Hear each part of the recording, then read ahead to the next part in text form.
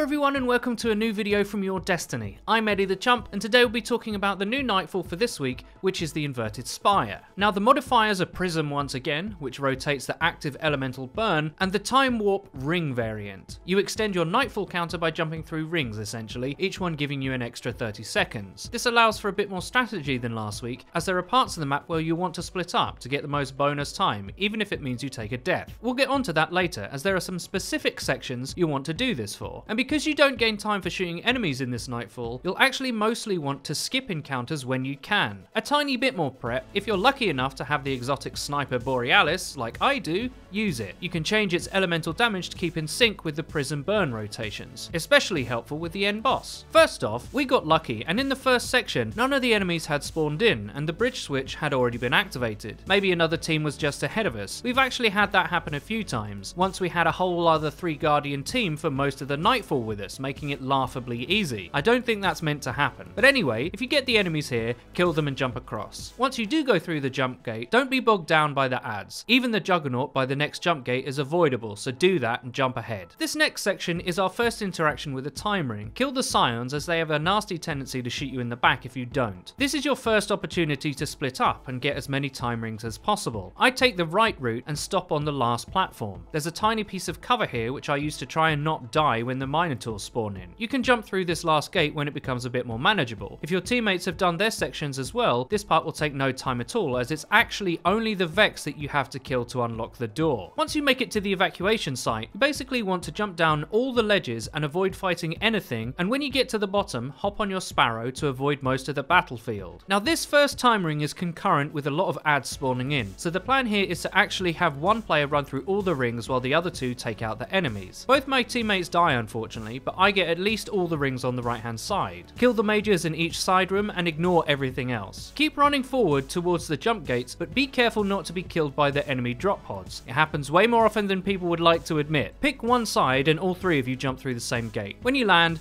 grenade the ads at the top. Now this section is interesting, and this is sort of a cheese spot. Only one of you should drop down and activate the button for the jump gate. The other 2 should stay at the top. The reason is, the gate takes longer than a respawn and doesn't require anyone near it once it's pressed. You can just take a death from one member and skip the whole fight. Once the gate is active again, jump down and then across. This next section is probably skippable, but the Scions in the distance make it difficult, so we always kill everything here just to make jumping down a little bit easier. Onto this corridor to the drill. Now what we do here is have one party member get on their Sparrow and make a beeline past the drill to the boss room while the other 2 pick up the rings. Not only do I make a hash of getting through this gap, but I also died at the drill. It was my job to get to the boss room. I won't show you that, it's embarrassing. But you can run all the way without dying fairly easily. When either your teammates have got every time ring or they've both died doing so, jump into the boss room and they'll teleport to you. That's why you'd want to do that, to drag them past a section that's easy to get bogged down in. Obviously you want to do this Nightfall with less than 3 deaths overall, and to not get hit by the boss's ground pound attack in phase 2 for the challenges, but really you only want to take one deliberate death that I showed you. This boss room route is just in case. The boss is actually the least interesting part of the Nightfall. It's pretty much the same apart from a few shields on a few more ads. My Borealis really helped here for the rotating burn damage, but even if you don't have one, it's not that hard. We did it with plenty of time left, despite our best efforts to throw with some hilarious get stomped off the map by the boss for being cocky deaths. And that's about it. There's plenty of useful skips in here. If you're struggling to finish it, just follow this advice and you should be picking up that sweet